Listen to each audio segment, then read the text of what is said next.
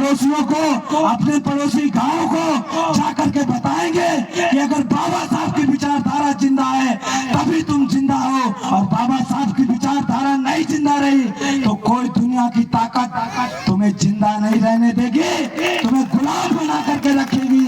अगर तुम गुलाम बनकर रहना चाहते हो तो कोई कहीं नहीं जाना।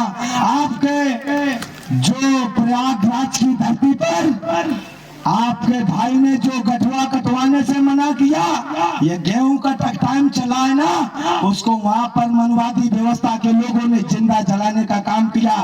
ये जो संघर्ष केवल एक जगह से चलने वाला नहीं है। अगर आप लोगों ने एक कार्यक्रम लगाया है तो ये एक दिन का कार्यक्रम नहीं है, ये अगर 365 दिन चलेगा तभी आपकी आजादी बचेगी, नहीं तो बाबा साहब के बच्चों की कुर्बानी ये पानी में बह जाएगी। अगर पानी में बह गई तो आने वाली पीढ़ी तुमसे पूछेगी कि बाबा साहब अपने बच्चों की कुर्बानी दे करके तुम्हें जीने और मरने के अधिकार दे गए और तुमने मुझे गुलाम बनाया। क्या जवाब दोगे तुम अपने बच्चों को? बताओ, मुझे जवाब दे पाओगे तुम? क्या तुम जवाब नहीं दे पाओगे?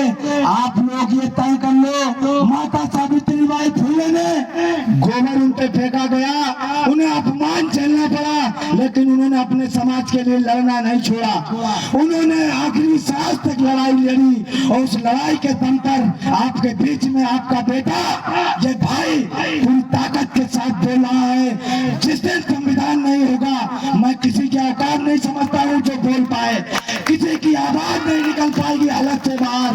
तो मैं बताना चाहता हूँ, आप अपने मिशन में तभी सफल हो पाएंगे जब आप अपने संगठन को, अपनी विचारधारा को अपने खाने कमाने के समय से निकाल करके बाबा साहब की विचारधारा को बढ़ाने का काम करेंगे।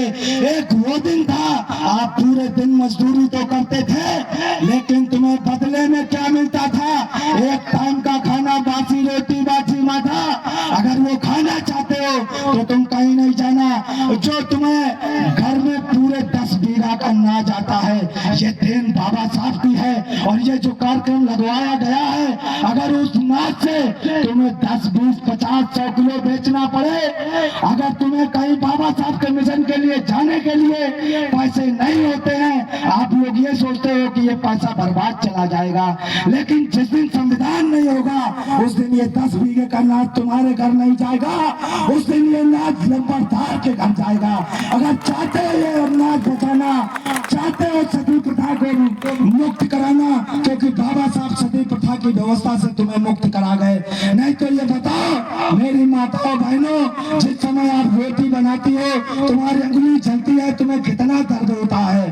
अगर तुम्हें पूरा जलाया जाएगा सती प्रथा के इनाम